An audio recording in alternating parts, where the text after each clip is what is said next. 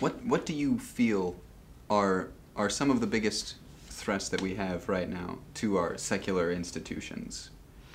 I mean, we've had such terrible melding of church and state. Right. It seemed for a while we might go back to the Dark Ages. 70% of evangelicals think that the Bible is a literal word of the creator of the universe and that all of those prophecies are valid. Yes.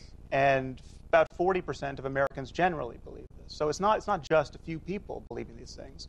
80% of Americans think that Jesus literally rose from the dead, will be returning to earth to raise the dead. Oh my science. George Bush was definitely that polarizing figure, like people became more religious or way less. Well, he gave a lot of power to the religious right, so yeah. it became fairly dominant. So we're still dealing with that headache. Christians, for insane reasons, try to say, well, Hitler was an atheist. Hitler was a Catholic. He never disavowed the church never disavowed him. He carried out the Holocaust to a large extent under plans drawn up by Martin Luther, and it was executed by guards who had Gott mit uns, God with us, on their belt buckles. But people say, well, see, he couldn't have been a Christian because that's not a Christian thing to do. Well, it's not a human thing to do. Right. He was a very sick man, whatever else. I think, especially in the past 8 years since George W. Bush, it has seemed to become a litmus test of running for national office. You have to express some belief in God, and the argument is not whether you believe, it's which God do you believe in, or which faith. Right. We saw Mitt Romney there argue it doesn't matter what God you believe in as long as you believe in some God. The conscience bill, which is a provision that Bush had, that said anybody, any hospital that gets federal funding has to allow anyone to opt out of a medical procedure that is against their conscience, which means that a woman with her doctor deciding on an abortion or an emergency abortion where she's bleeding and it has to be done right now, it might be held up because the surgical nurse on duty was against abortion. Now that's just lovely. But not totally unexpected. A lot of people think that, the founding fathers were extremely religious people and that this is a Christian country, and there are tons of quotes out there, if people care to look for them, that say the contrary. There is a huge lobbying industry to convince the American public to rewrite the history to say that.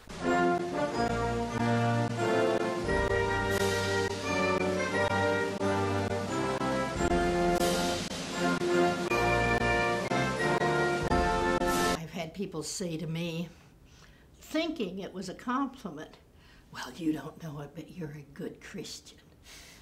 And, it's like saying to a black person, that's right, white of you. Right. But they think of Jesus as do unto others, love thy neighbor, which of course are not uniquely Christian. Why is there evil? How many angels can dance on the head of a pin? How do we make love stay? All these answers, they're all right here. Now we need to take the next step. Now that we found each other, we need to come together and form communities. We need to replace what religion serves in the community. So part of the idea would be to fill the role that religion has in communities. Well, the role that the church has. Right. My contention that religion doesn't really have a role in modern society, but the church certainly does. It serves a lot. They oversee weddings, funerals, they offer moral lessons based on their beliefs. They offer family support, a place to help raise your kids and a place to help your kids get to know other kids and work out social things.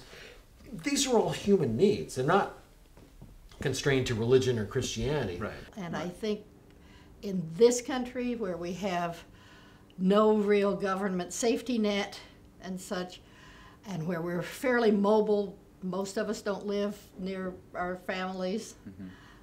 It's important to have a community, and so that's one of the things that maybe the most important thing we do. Religion has taught us that we're this way because God has made us this way, and so you have to get through your church. But atheists know, no, it's not God-given. It's something that comes from our evolution, and it's still a need we need to fill. That's the next step, I think, for the atheist community, is to build those institutions and those structures so there really is a choice between belief and non-belief that doesn't exist today. Because only together can we make our short time on this planet mean something. Only together can we be the stewards of our own destiny. And we hold in our collective hearts one noble goal. Save ourselves. Save the world.